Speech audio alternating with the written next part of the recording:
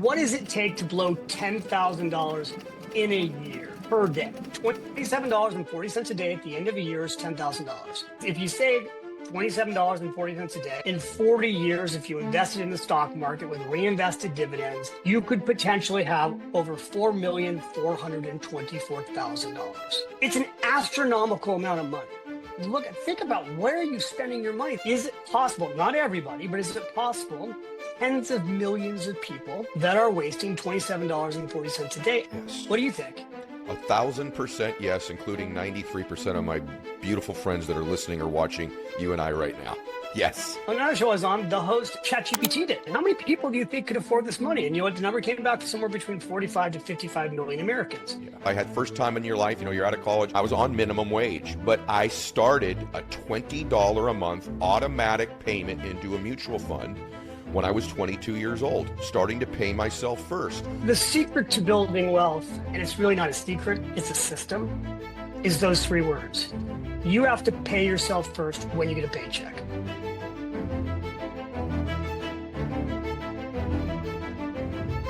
Welcome back to the show, everybody. I am really grateful my guest is here today because I have to tell you, his work has made a huge impact on me. I was telling him off camera. I want him to hear it on camera during the interview.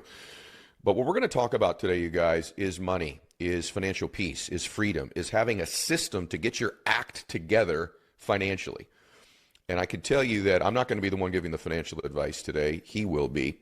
But it's something you should lean in and listen to very closely. You're going to learn a bunch of things today. He's a 10 times New York Times bestselling author. But more than that, he's a tremendous financial educator. And the things he teaches are time proven. They're not just for the last 2 or 3 years. They're not the most recent flashy thing that you should do with your money. They're time-tested principles. And I want you to know, I attribute what he teaches to the vast majority of any wealth I've accumulated and the financial freedom in my family. And a book I read about 15 years ago is called The Automatic Millionaire.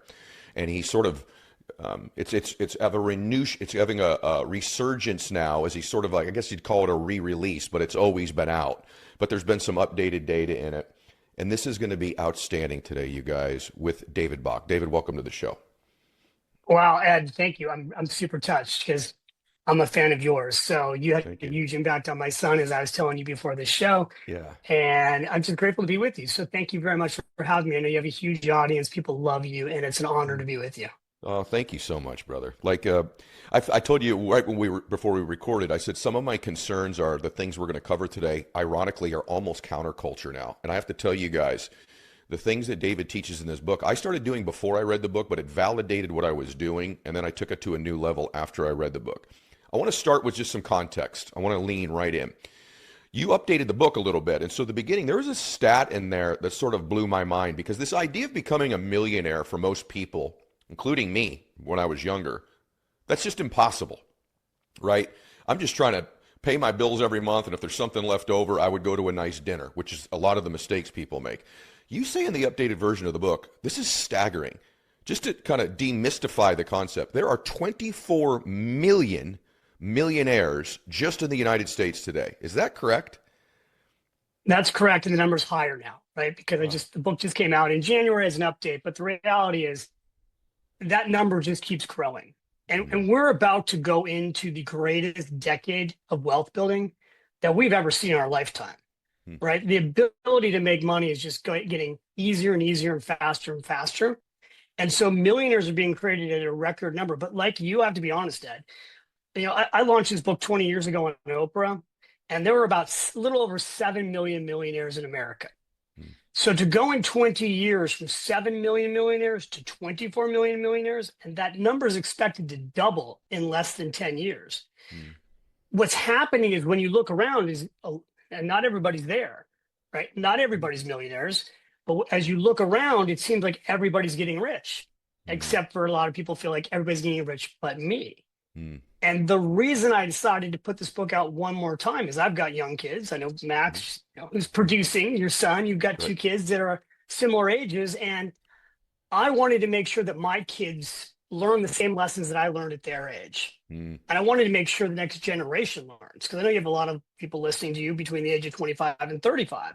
Sure. And that's like the golden decade for many people, because if you can start investing and saving and doing all the right things automatically when you're young, the rest is easy. Yep. And I'm worried that we're leaving people behind. I think we're leaving a generation behind right now. We And that's a are. And problem. there's no question about it. And one of the biggest culprits of it, and there's a lot of good things about social media, but everyone's driving a Lambo. It feels like everyone's on vacation in the Caribbean.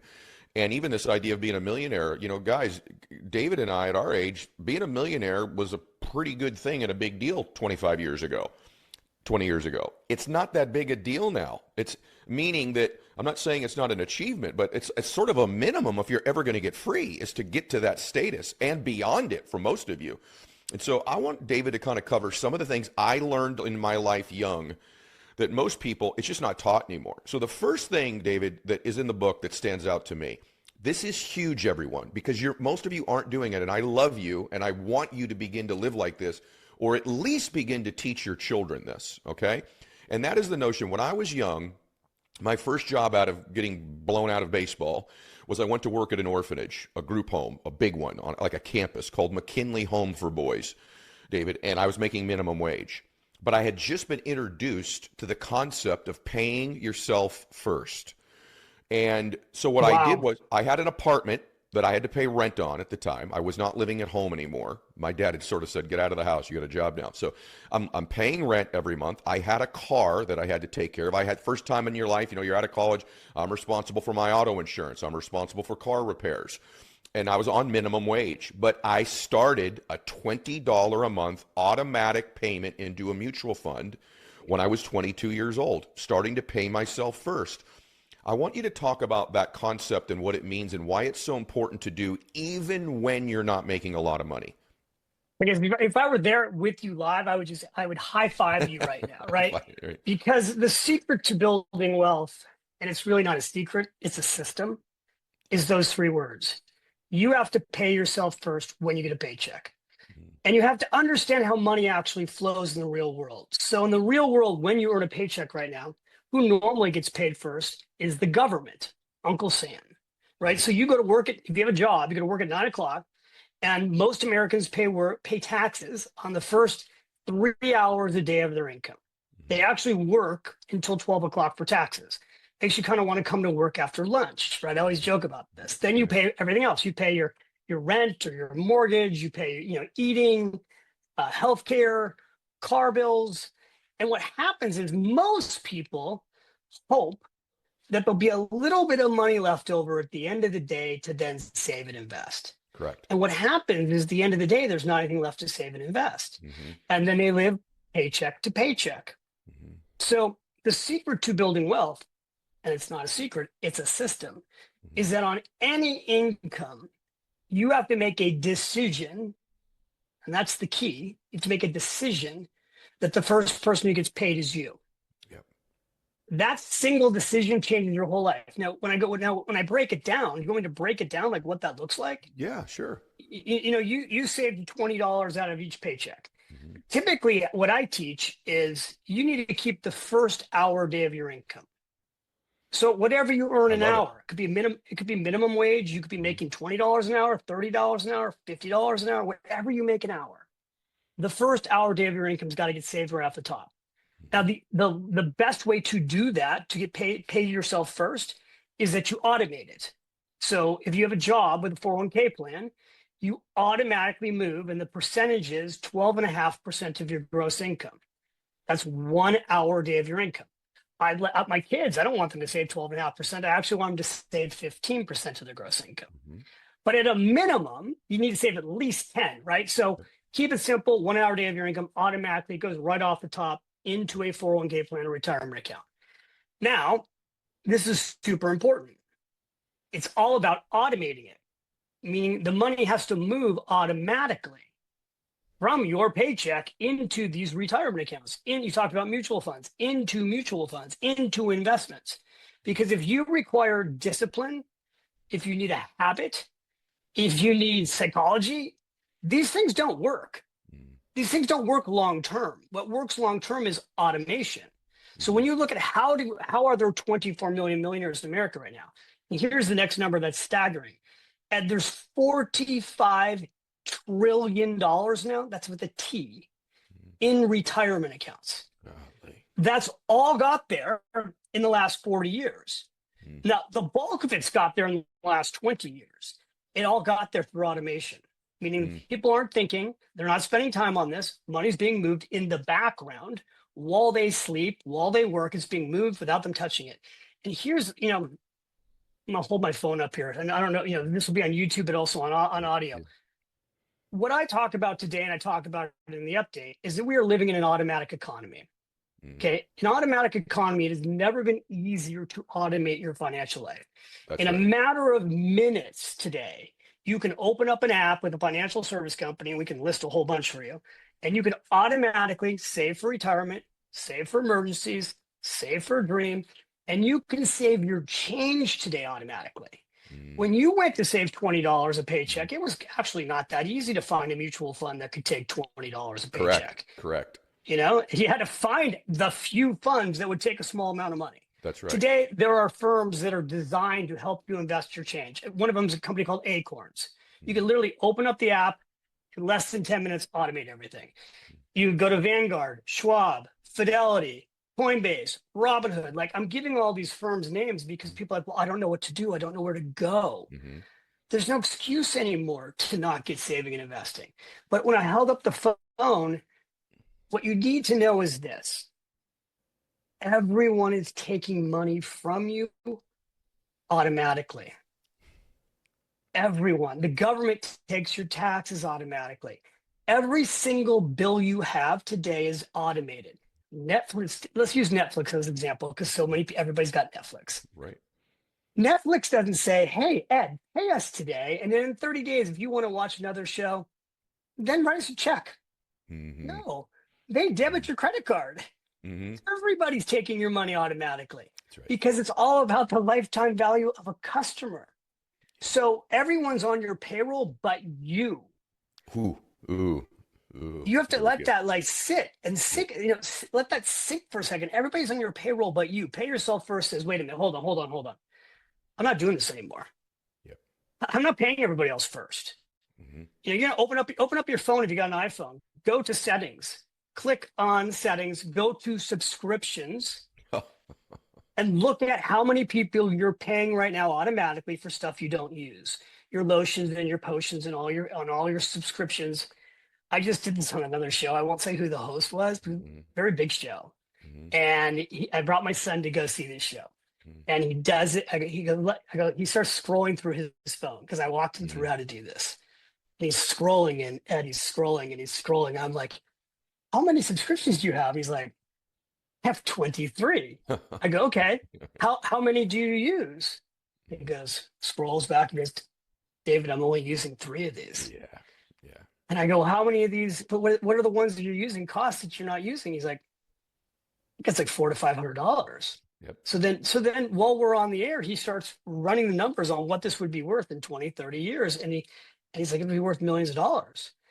And I get back in the car with James and I go, because he was in the studio area watching this. And I said, did you catch that? Yeah. I go, that was the money shot. He goes, I go, if that shot gets put on clips. That's the clip. That's the clip. It's going viral. He goes, well, why wouldn't it be put on clips? I'm like, because you never know until the show airs. You could edit it. You know what he did? He edited it. He did. Now he left it in, but he changed the math because he didn't want everybody to be mad about the fact that he had 23 subscriptions. That's so funny. So he did simpler math. Yeah. But the message is we're not everybody, but for the most part, Ed, lots of people are spending money unconsciously, and someone has signed up for your paycheck and it shouldn't. You need them off your payroll. You do. And can I add one thing to this, everybody? And then I know some of you are listening going, okay, wow, $20, $30, $40. That's not going to do anything. Hang on. You might be surprised. We're going to talk about compound interest and the rule of 72 here in a second. But before we get there, guys, I know what you're thinking. Which is that when I make if I get my next raise, then I'm going to do that. Or if I get my next this. Here's what I have found with my friends now that I'm an old guy, right? I'm 55. My friends who didn't develop this automatic, quote unquote, habit. See, habits are what get you wealthy. I don't believe it's your income. I don't believe it's hitting the holy grail on, I bought XYZ at 12 and it's now a $100 stock, or I timed the market on Bitcoin. I don't think it's any of that. I think it's habitual. And what you're going to find is that if you can't do it on your small income now, you won't do it on the next raise, and you won't do it on the next one. You're going to want a little bit larger latte. You're going to want a little bit nicer pair of shoes. You're going to lease a little bit more expensive car. You're going to upgrade that apartment or that home you're in, and you never get around to this habit. So it's more important that you establish the habit than even the dollar amount for right now, or even the vehicle. If you just start the habit. Let me prove to you how small. Well, David, you were on another show, friend of mine, I won't say who, and this clip came to me, and I should know this math, but I didn't. Talk about the power of $27.40 a day.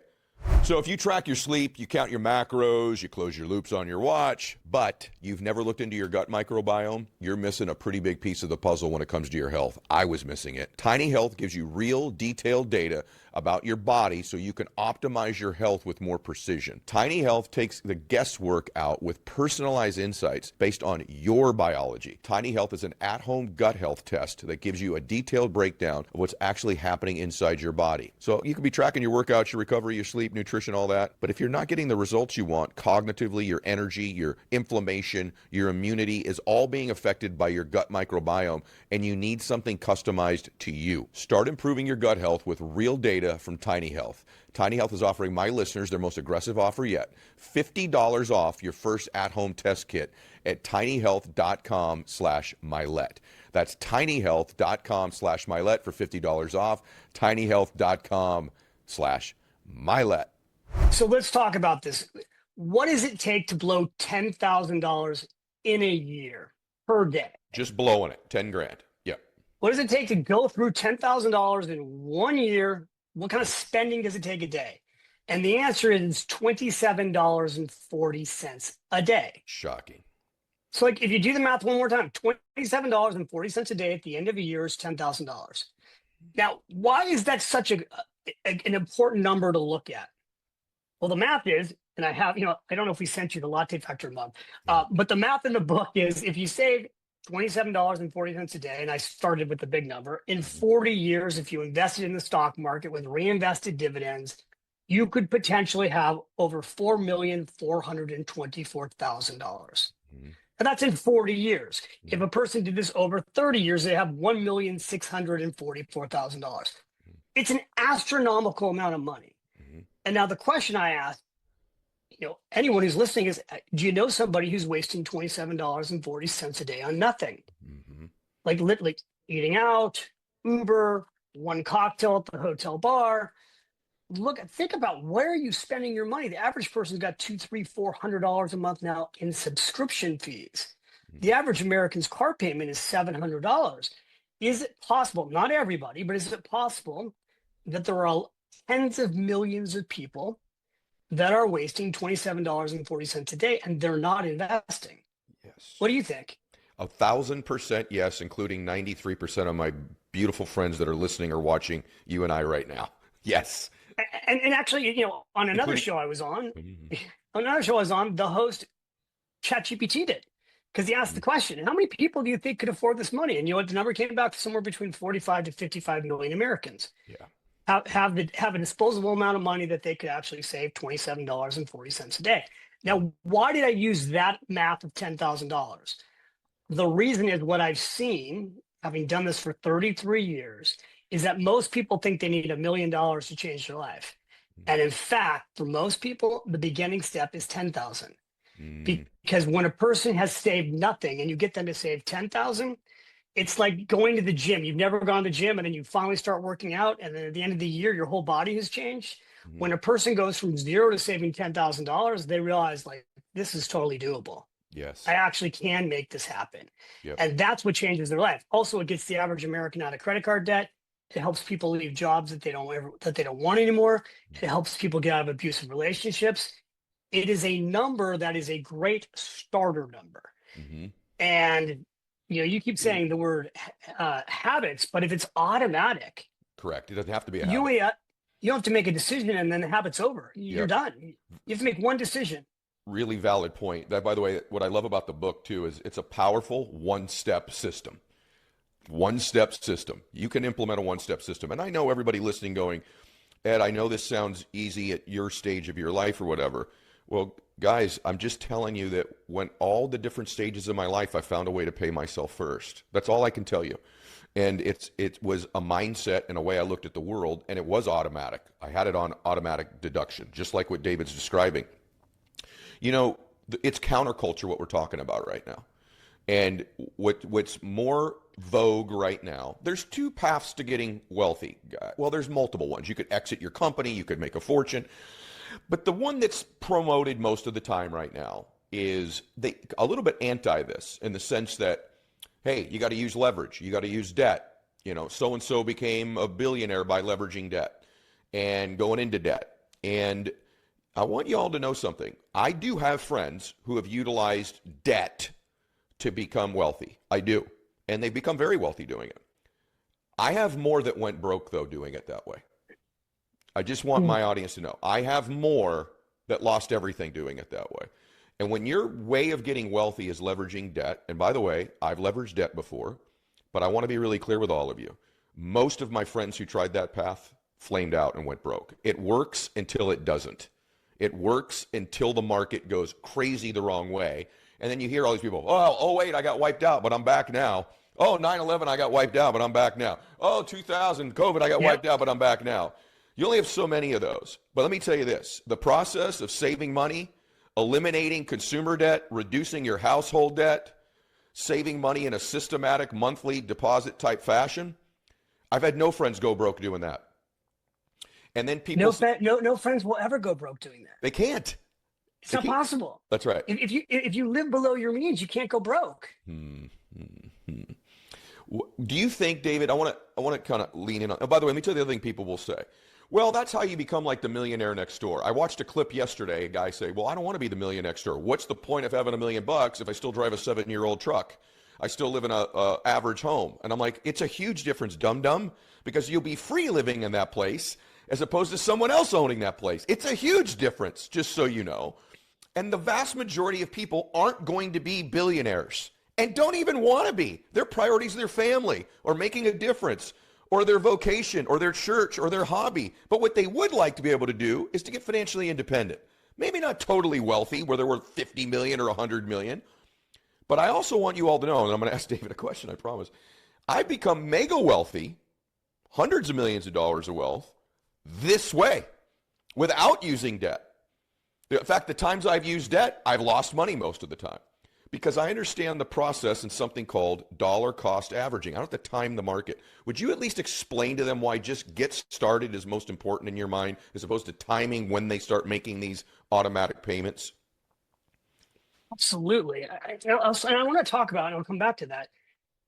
The biggest myth is if I make more money, then I'll be rich. Right. Right. If I make more money, then I'll be rich. Then I'll stay and invest. Then I'll do the things I'm supposed to do. It's just not true. I didn't. When I came out of college, I wasn't like you. I didn't actually save $20 a paycheck in my first job. Most don't. I was making $50,000 a year and I had never made any money. And I thought, oh my God, $50,000 a year, I'm rich. And then I spent more. I wasn't rich. So I thought I need to make $75,000 a year. Spent more, wasn't rich. Thought, well, I'll make 100. 100 is the number, right? Everyone thinks there's always a number. It was at $150,000 a year in income when I met the McIntyres, Jim and Sue McIntyre, the Automatic Millionaire book is based on. Yep. This ordinary couple comes into my office, able to retire at 52, having never made, that year they made a little over $50,000. Their average income had been $40,000 a year. And he comes into my office and he's able to retire. He has 2 homes paid off. And his net worth was $1.8 million. And I was so blown away by this that I asked them, well, what did you do? Right. How did you do this? And they looked at me, in my office in Morgan Stanley, like, David, we did all the stuff you talked about in your class. Because they had taken a 4-week class of mine. And I'm a young kid then. I go, well, not everything. Like you talked about budgeting. Budgeting totally doesn't work. We tried to budget. We almost got divorced because we were fighting over the budget. You talked about discipline. We got rid of discipline. We just automated everything. We did the pay yourself first thing. We just put everything on autopilot so that we didn't have to put time into it. We didn't have to have discipline. We just automated it. And it just worked in the background. But they said we had a goal. And our goal was to be free in our 50s. There you go. And they lived in a neighborhood called San Leandro, California. It gives me chills. And they said, we live in a blue collar neighborhood. And, a lot of our friends are policemen and they're teachers and they're garbage men. And we have a lot of really good friends on our street. And we all had this goal to be free in our 50s when our kids went off to college and not need to work and hang out together. Mm. And they're like, we had mortgage burning parties. And I'm like, what's a mortgage? Back because this is, we're old now, but this is a while ago. They were our age, and This they're is like wonderful. mortgage burning parties where you're done with your mortgage and you actually burn the last statement and you throw a party. Wonderful. And I was like, wow. And they left my office, and I said to myself, I want that. Yeah. I want the freedom that they have. Yes. And I realized at that moment in time, Ed, that I was one of these, today, one of these people, like I was trying to look wealthy before I was. Mm. I mean, I tell these stories in the book. I had my Jaguar convertible, my gorgeous apartment in San Francisco. I had my Rolex watch, but I didn't have assets. Mm. And I didn't want to be a big hat, no cattle guy. Yeah. Yeah. And so that meeting changed my life That's so because they left my office, and I'm like, I went home. I opened up a journal. We talked about Tony Robbins before this got on here live. I went to a Tony Robbins seminar. I had my journal. I opened up my Tony Robbins seminar, and I'm like, today is the day I changed my life. When I go back to the office tomorrow, I'm going to change everything. I went back into the office. I signed up for my I was already using my 401k plan, but like so many people, just putting 2 or 3% away. Mm. I ripped off the Band-Aid and increased it to the maximum. I started forcing money into a stock purchase program. Mm. I started building net worth. Yeah. And, fortunately, then I started making more money too. And by the time I was 30, I was financially free. By 30. Now, Awesome. by 30, now financial freedom's relative, right? Because you can always keep spending more. That's right. But I made a decision, and I still make this decision. I want the feeling that comes with being free. I don't need the stuff. Yep. Like, and once you get to a certain age and a certain level of success, you actually realize you don't need the stuff at all. It's ironic. It's really ironic. Can I jump in and say something about what you just said? I want everyone to rewind about 40 seconds ago. I want you to have the feeling of being free financially. I don't know that I care whether or not you own an island or a jet or any of that. A lot of the times, those things begin to own you when you have too many things. What he said, though, about being free, it makes me emotional because the world is so counter this right now. And the work you do is so profound, David. I just want to acknowledge you because we need your voice in the world. Just for my audience's edification, I grew up when I was really little poor. We were on welfare. Then we were kind of lower middle class, and I think we probably made it to middle class.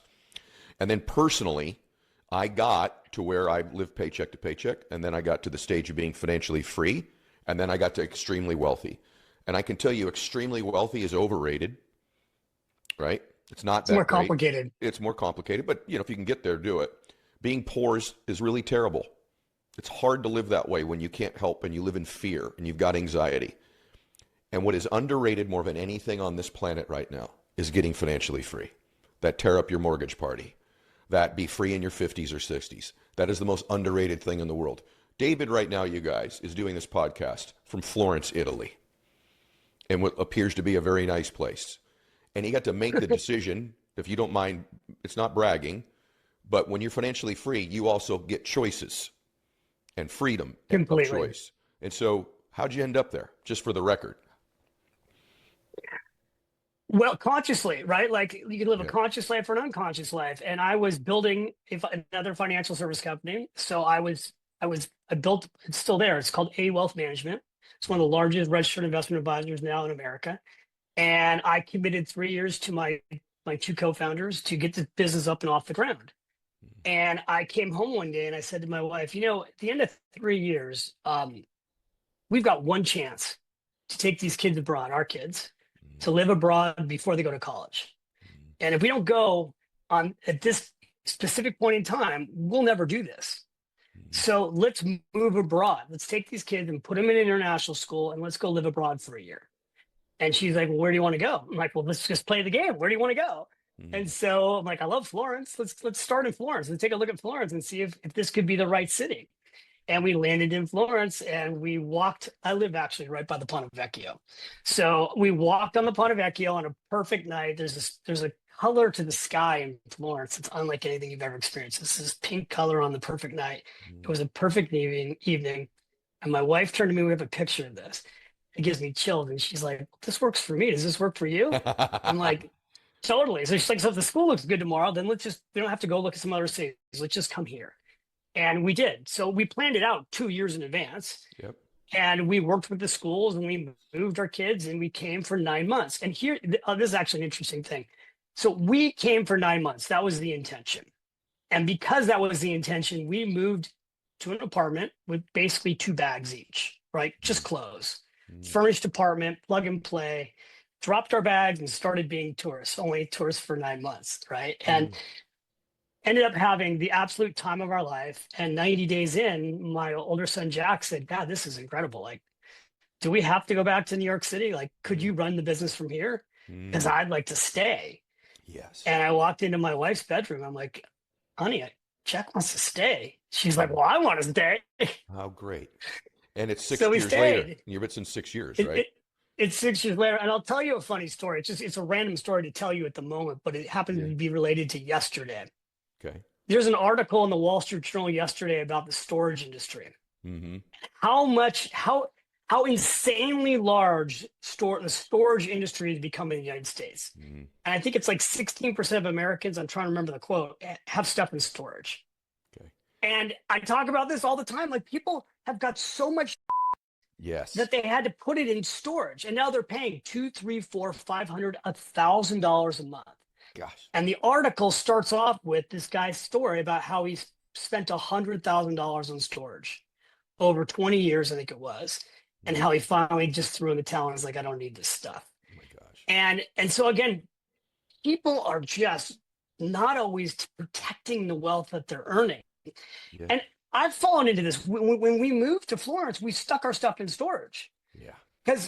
And so the next thing I know, we're staying, and I said to my wife, because the bills are coming in, what are we going to do with this stuff in storage? She's like, well, I don't know. Maybe we'll go back to New York eventually, but like it's too much work to figure out what to do with it. I'm like, now the bills are going up. They're going up. They're going up. I finally go, honey, I don't care anymore. I want you to throw everything in storage away. She's like, it's everything we had in New York. I'm like, I don't care.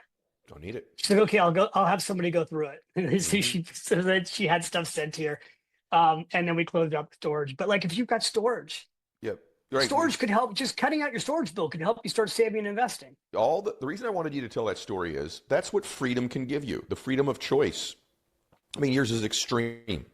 Let's go visit Florence for 9 months. But it might give you the choice, everybody, at some point in your 50s to go visit Florence for 2 weeks or just to have some experiences of your life. And so if you get an automatic system in place, you can begin to live like this. Now, here's the hard question, and I don't have the answer to it. So I'd love to hear yours. Someone's listening to this, and they're not in their 20s or 30s, or their parents aren't who haven't done this. And they're 46, they're 46, or 56, or whatever it might be, and they really feel behind. What do you say to them, David? And I don't have the answer for that one, so I'm hoping you do. So I was telling you about this podcast this clip that went viral in the last 24 hours. So I did something you're probably never supposed to do. I started reading like the 4,000 comments. And then I also started doing, I started engaging in some of them. But because I really care. I know you do. And I tell you this because there are a lot of people hurting, and there are a lot of people like, David, I'm 50 now. And it's divorced. I have nothing. What do I do? I don't have 30, 40 years. And my answer is, you start today. You start today with wherever you are. Where are you? Can you save $5 a day? Can you save $10 a day? Can you save $20 a day? You start where your feet are planted. Okay. Now, one of the things you can do, because you got to find the money, is you can start by looking at where does the money go? Yes. Most people have no idea. It's fascinating to me. 33 years of doing this. Like, people tell me, well, how do you track your expenses? Well, no, not really. Well, what do you spend a month? Well, I'm not really sure. So how about you start there? Go through your credit card, go through your checking account, track your expenses for a week. Every time you go somewhere, carry a pad of paper, write it down what you're spending. Okay. Get a handle on where you're spending money. Open up your subscriptions on your iPhone, cancel some things today. I would tell you that today, if you're 50 years old and you're starting at nothing and you have a job, the first thing you should do is sign up for your 401k plan. if you have a 401k plan, because the laws have changed now, 401k plans now, based on the new Secure 2.0 Act, are supposed to be automatically enrolling you in a 401k plan. And in most cases, about 60-70% of plans are doing that today. But Ed, what they're doing is they're automatically enrolling you at a 3% savings rate. So there, a lot of times someone who's 50 is like, oh yeah, I'm using my 401k plan. Well, how much are you saving? Oh, I don't know.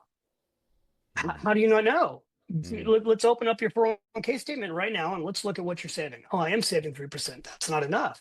You have to up that right now. Well, how much should I up it to? Well, you should up it to 15%. How am I going to do that? Well, if you can't go from 3 to 15, can you go from 3 to 5? Can you go from 3 to 4? Can you go up 1% every 90 days? Do something, but do it today. Like if you're still listening to us, do it today. Like when the show's over, don't scroll to the next show. Yeah. Write down the 3 things you're going to do as a result of this show and go do it. Because when you do that, that's how your life changes. The other thing is when you make one decision to make a change and you do it, you will instantly feel better. You will feel better because you've done something. Yep. But, and last thing I'll say, because I know you're such a big identity guy, and then I'll shut up so you can talk. Like, I want you talking. You know, people have these identities where they will come up to me and they will say, I'm not good with money. Right. Yes. Then wait. And I go, wait, stop that. I mean, you're not good with money. Are you good at spending money? Everybody's good at spending. Well, yeah. Okay. So you can make money and you can spend money. So what are you not good at? Well, I don't know. What you're saying is you're just not good at investing yet because you haven't started. Because you don't know how. I mean, the Automatic Millionaire wrote the book, so it could be super simple. You could read it in a couple hours, and it could tell you 99% of everything you need to know to build wealth or life. And I just think there's no excuse anymore today to not get started today. There's no friction anymore. Yeah. But you have to start. So change your story to yourself. If your identity is I'm not good with money, that was the old you. That was the you before you listened to Ed's podcast today. And the last thing I'll say is this. Please think about this. Imagine you're seeing yourself in 10 years. You're literally meeting yourself in 10 years or 20 years or 30 years. You're meeting an older version of you. Do you want to have to explain to yourself in 10, 20, 30 years why you didn't do anything? Wow. Or do you want to meet yourself in 10, 20, 30 years and go, good job. You took care of us. You did it. You took care of us. Thank you, David, for doing this at 30, because now you're 60 and you did it all. I'm 59, actually. I didn't want to meet myself at this age having not done it. I hear you. I didn't want to be that person, right? And I think for anyone who also is older, if you have younger kids and maybe you're not where you wanted to be, and you're meeting yourself at 60 and you're like, oh, I didn't want to be here. But you've got kids, then tell them. Tell them what you did wrong so that they don't do it too. Because kids learn by what they see you do. Not just what you say, but what they see you do. That's right. And then let them see you make changes. You can change it. You know, you have a whole audience that's over the age of 52. I've seen your audience that's broken into 2 pieces. And the beauty of being in your 50s and your 60s is you're smarter. You don't care anymore what people think. And you can start over. You can start over today.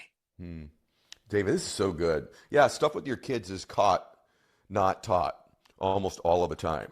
How do you know, tough question, someone's listening to this and they are 30 or 40 or 50 and they're like, I would like to get to where I'm financially free. Do you have a formula or a strategy, a methodology where you can calculate that you have enough to make that decision that I am going to retire, I'm not going to work anymore? In other words, even for me, my homes are all debt free. I have a substantial amount of cash, but my burn rate's pretty high because of the properties and different things that I own. And it's hard for me to know what's the dollar amount where I'm free because I'm not even sure how long I'm going to live with the way technology is now, right? Like I'm 55 now. If I were to stop earning income today, I know what I've got saved, but what if, I'm planning on living to 85 or 90, but what if I live to 105? What if I live to 110? So I think people also have a hard time knowing when they actually are financially free. Did you? Oh, you're so right. Right. So how do you know? Well, so it's interesting because how you know, meaning you specifically, Ed, Mm-hmm. right? This high net worth individual Mm-hmm. and somebody who's just saving 1 hour a day of their income for 30 years, Mm-hmm. how they know and you know it's the exact same formula. Correct. There's got to be a And the formula. formula is you do a financial plan, Mm-hmm. right? So like, you go and have a financial plan done. Now technology is making it today so that you can basically do a financial plan even on ChatGPT or Claude. But Mm-hmm. there's a zillion different software programs out there, and you can go meet with a financial advisor. And what are they going to do? They're going to run all of your assets. They're going to make a net worth statement. What do you own? They're going to go through everything. What's in a retirement account? What's in taxable accounts? What's in bank accounts? They're going to add everything up. How much equity do you have in your home? They're going to add that up. Then they're going to look at what do you spend a month and a year, and what do you need the portfolio to produce to create enough income for you to live. Now, most people don't actually live just off their portfolios. They do use Social Security. Mm-hmm. They may have a pension plan, Mm-hmm. and they've got retirement savings, and they may have equity in their home. So it's just a mathematical formula. Mm-hmm. And these numbers today, it used to be you would go in a financial advisor's office. They would print these 40-page binders with these complicated plans. Clients hated these plans, by the way, because they were so complicated. These plans have gotten simpler. Today, you open up your dashboard. I mean, I can see what we've spent. I can see what the portfolio's produced. So I would tell anybody who's in their 40s or their 50s, go meet with a financial planner. Okay. And today you can hire financial planners by the hour. Mm-hmm. You can hire a CFP by the hour, or you can buy software programs. Well, it's not software anymore, it's all online. Mm-hmm. And you can start to play with this by yourself. I think for somebody who's not super into money, that's complicated for them. Mm-hmm. It can be nice to sit down with somebody and pay them by the hour and say, I just want you to run a basic financial plan for me and tell me, like, do I have enough money set aside to stop working? And I think there's something I really want to make sure I don't forget to talk about, which is what surprised me when I updated the Automatic Millionaire, aside from the fact that there was so much wealth that's been created. The number that blew my mind away, because I had not heard this before.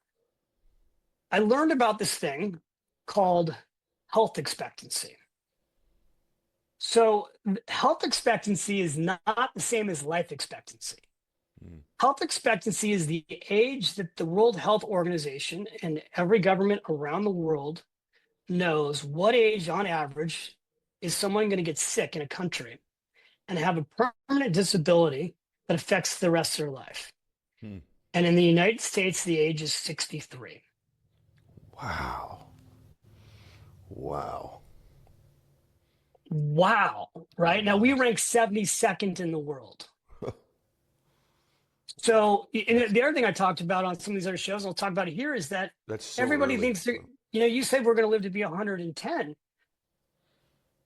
The data doesn't actually, if you're into health hacking, some people are going to live that long. I don't Maybe. know. I don't know either. The reality is life expectancy in the United States is going down, not up. So life expectancy is 76 right now. Mm. It's the worst it's been in 20 years Mm. in America. And it's worse for men than women. Mm. So I think that people should work on trying to retire sooner versus later. I totally agree with you. I think too many people put off their whole life and they retire at 65 and they're not even healthy enough to enjoy their retirement years. You're totally right. And I think it's tragic. I agree with you. By the way, I can't believe that it's 63. I have to say something to everybody. There's something else in the book. Get the book, by the way, guys. Get the book. There's something else in the book, though, for this idea of projecting. Because, first off, I don't know how long we're going to live either. But I have a lot of these, David Sinclairs and Hubermans and those guys on the show. And they tell me, depending on, there may be a huge difference between how long someone's going to live who's listening to this that is 30 is going to live compared to like you and I with technology and AI and all the different stuff they're doing on gene expressions now. And so they may actually live that long, right? But one other thing, this may seem like a technical thing towards the end of a podcast, but I want you guys to have a gift of all of it, especially if you're new to this. But there's such a thing as risk assessment based on your financial situation. And in the book, you have the automatic, I think you call it like financial pyramid of rate of return and risk relative to age. You know the part that I'm talking about of the book? Yeah, Can you it's just automatic. address that? Because The investment pyramid. in the investment pyramid, and the reason that this matters, everybody, it may seem kind of like, low vibrational stuff here is, but when you are making those calculations at 55 or 60 years old, that 10% number that David referenced earlier should not be your expected rate of return.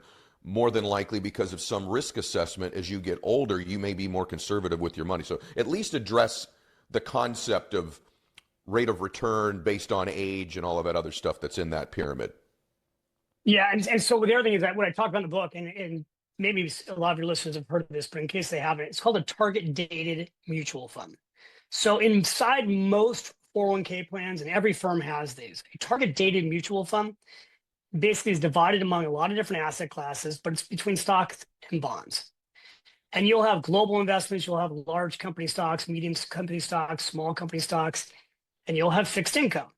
And the way it works is as you get older, when you're young, you have more of your money in stocks. And as you get older, you have less of your money in stocks. And so it automatically does what's called rebalancing each year as you age. And so really people don't have to make this complicated. You can just pick a target dated mutual fund. And if you're going to retire in 2050, you pick that fund. And everybody's got them, Vanguard, Fidelity, Schwab, everyone's got them. And that fund will automatically change the asset allocation as you age. You don't have to do anything. It's all done for you. It's automatic. By the way, trillions of dollars now in these accounts, and they work great. Okay. Like they work great because people leave them alone. You asked me earlier about dollar cost averaging, and I got sidetracked. Dollar cost averaging means that you're putting money in the market, in the bond, whatever you're putting it in every time you get paid, right? So every 2 weeks or every 30 days, you're investing. The key to dollar cost averaging is that sometimes the market goes down and you're buying it cheaper. Sometimes the market goes up and you're paying it more expensive. But the reality is over time, because of the consistency, the money will compound and compound and compound. What you don't want to do is try to time the market. Like when the market goes down, you don't want to go, wait a minute, this is it. Like we're going to war with Iran. I'm like, I'm going to get out of the market and I'm going to go to cash. And then when the war's over, just an example, because there's always things like this. When the war's over, then I'll invest. Yeah. Like 3 days ago, the market went up 1,000 points in one day. Yeah. If you miss the best days of the stock market, you only need to miss a handful of them to miss almost all the returns of the stock market. Like there's a statistic, and I might get this wrong, but I just read the statistic again, like over 20 years, that if you miss the top 10 days in the market, you're going to get a rate of return that's 5% instead of 10%. I'll go back and fact check that for you later. But the point of the timing the market just doesn't work. You have to first of all, you have to be right twice. You have to figure out when to sell. You have to figure out when to buy. You have to pay taxes. You need to invest and leave it alone. Yeah. And then we haven't even talked about home ownership. I don't know if we have time to talk about home ownership. We do. I got two more questions. One is home ownership too. But before we do it, I'm going to ask, these are where the hard questions start coming in late in the interview, everybody. So those of you that are still here. So if I don't ask you, because you know this, I'm sure you do, you've recommended 401k a bunch of times in the interview, right? And so I know, that a lot of advisors are going to be going, wait a minute, he hasn't talked about taxes at this retirement stage. And so if you're in a 401k or a traditional IRA, and you've accumulated that money and you go, oh, I've got $1.5 million in my 401k, I'm going to retire. You have taxes to pay when you get to the end there.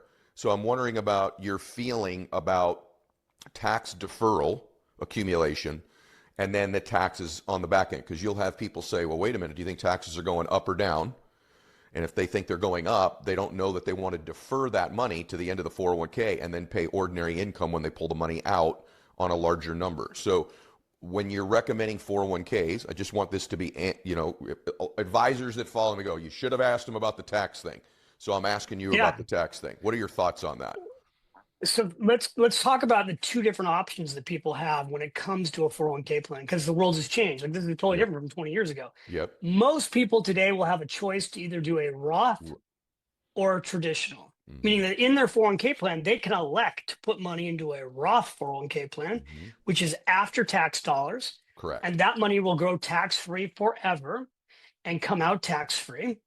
or they can elect to have a deductible investment, right? They don't pay taxes up front, and then it grows tax-free until they take it out. But when they take it out at the age over 59 and a half, it comes out in ordinary income. Mm-hmm. Which is better? Well, Mm-hmm. a lot of people today like the Roth IRA because they don't want to pay taxes later, Mm-hmm. right? Mm-hmm. Makes a ton of sense. However, you're having to save more because you're not getting a tax deduction. So I recommend a lot of times for people to split the baby, put half of what they're going to put into a Roth IRA and put half what they're going to put into a deductible 401k plan. The key thing ultimately is that you just do one of the two or you do both. Okay. So but there is a problem. Let me tell you because this is the problem that I've identified. We've got $45 trillion in retirement accounts right now. And what is shocking to me, and I also learned this when I updated the book with all the research, people are not taking money out of their retirement accounts who have done a good job saving. They're not using the money. Mm-hmm. They're waiting to take money out of the retirement accounts until what's called RMD age, right? Required minimum distribution age. Yep. And that is the age of 73 or 75. Like for you and I, it's going to be 75. Right. We won't have to take $1 out of our retirement account until 75. And by the way, we won't because we've got money outside of our retirement accounts. Mm-hmm. This is a problem that's massive because 83% of Americans aren't taking money out of their accounts until they're forced to by the government. Mm-hmm. I think there's actually a solution to this. Okay. In fact, I'm working on the solution. Okay. I think the government should change the tax laws on IRA distributions to a flat tax. Mm-hmm. And I think if the government were to change the taxes on IRA accounts after the age of 60 and pick a number, 10%, 12%, or 15%, mm-hmm. more people would access their retirement accounts sooner. Mm-hmm. They could then enjoy the money. It would go into the economy. And the government would get tax dollars sooner because the government's waiting for all these RMD distributions. Mm-hmm. So I actually have a website and a white paper and a Google Notebook LM on this at IRAflattax.com. Mm-hmm. And I'm starting to share this idea. I have no vested interest in this. Mm-hmm. I just think we need to think about ways in which we stir our economy, get the GDP of America up, bring in tax revenue, and help baby boomers and retirees live their best life. Mm. And so I think it's time to have this conversation because a lot of this money is just sitting there because no one wants to pay taxes. Okay, I want to finish with, this has been so productive and fruitful and detailed. I'm really grateful that we started kind of on the surface, but we've gone really deep here. And so you mentioned home ownership. And I'm just a huge fan. And I've heard so many things online. People going, owning your own home isn't an asset. You shouldn't buy a house. And I'm the complete reverse. And just, it doesn't matter what I believe. It matters what you believe. But one of my great concerns for this generation now that's in their 20s is ever having enough access to buy their own home. And I watched that be the centerpiece of my parents' at least financial strength was that they owned a home and paid that home off eventually and had that asset. I've watched that in my own life, fortunately on multiple homes, and I worry for my kids and young people listening to this that they may not, it's so difficult to get home ownership now for young people based on how much homes are and lack of income growth, et cetera. So saying that's how valuable I think owning a home can be. What's your advice or your counsel around home ownership just in general for someone listening to this today? Well, you and I are on the same page. And I think what happens, this is what I've experienced with this book launch. I've always talked about the power of home ownership, always for 33 years, right? Because I worked at Morgan Stanley, all my clients who came in who built, they're ordinary millionaires, right? They built $1 million wealth on an ordinary income. All they did was two things: bought a home, paid it down, and paid themselves first automatically using their 401k plan. That's all they did. Those two things. And they live below their means in order to do that. Today, young people are being told, and there's a lot of financial influencers telling you, your house is not an asset. It's cheaper to rent than own. Yeah. You should take all that money that you're going to waste on buying a house and you should put it in the stock market. You should put it in Bitcoin or whatever they're telling you to put it in. Mm-hmm. And what people don't realize is that you can't live inside Bitcoin. You can't live inside a mutual fund. That's right. You have to live somewhere as long as you're alive. Yeah. And rent, even if it's cheaper today, I promise you in 10, 15, 20, 30 years, it's not. Yep. Rents have skyrocketed across the United States, and so has the value of home ownership. So, 20 years ago, homeowners were worth 40 times more than renters. Today, homeowners are worth 43 times more than renters. Wow, what a stat. Wow. The average renter is worth less than $10,000, and the average homeowner is worth over $430,000. There is $37 trillion in home equity. Like people go, success leaves clues. Yeah, you want to know where the wealth is? You can see where it is. It's in two places: homes and the stock market. Those are the two primary escalators to wealth. Ideally, you're on both. Now, the problem is the average age of home ownership today is 40. Gosh. First-time home buyers are now 40. Gosh. Why is that? They've got student loans. They're living, a lot of people making $100,000 a year still living paycheck to paycheck. Yep. And people think, oh, it's so much harder today to buy a home. The Wall Street Journal did a study on this too. Like, is it actually harder for people today than it used to be? And one of the things they talked about is, like, it was in the 80s, mortgage rates were 18%. People talk about mortgage rates being high right now. It's 6.5% to 7%. There was a time they were 18%. So I know homes are harder to buy today than ever, and yet there are lots of places you can buy them. Someone will go, so the top 50 markets aren't affordable. Well, then you'd have to go live in one of the markets that are not one of the top 50 markets. You just have to realize that if you don't buy, really one of the things you need to know, and here's the truth, Ed, here's what's happening. You don't create generational wealth unless you own a home. Generational wealth is created through home ownership. When you look at who doesn't own homes, it's family after family where they didn't buy a house. Renters stay in a rent trap. So what's going to happen actually is there's about $120 trillion is talking about being transferred from one generation to the next ultimately. Maybe. Depends if baby boomers spend their money. And then wealth's going to transfer to the next generation. And those people, the first thing they're going to do who are renting is they're going to go out and buy a house. That's right. That's exactly right. Everybody's like, I don't want to buy, I'm going to rent. But as soon as mom and dad die and they hopefully leave them some money, which came out of their house, then they're going to go buy a house. I think I would do it sooner than that. I think I would really, in my 20s and my 30s, it's less important to own at our age, ironically. It is. Right? Because once you build your wealth, you don't need to have the equity in your house. You can put the equity in all the other assets. That's right. But when you're starting, home ownership is forced savings. Yes. Because you're spending money every month to pay your mortgage, and it's paying your mortgage down, and you just turn around and 10, 15, 20 years later, you've built huge equity in your house. Yeah. And I get these stories all the time from people like, you know what, I saw you on Oprah 20 years ago and I went and bought a house and now I got 3 of them, and just like you said, I'm set.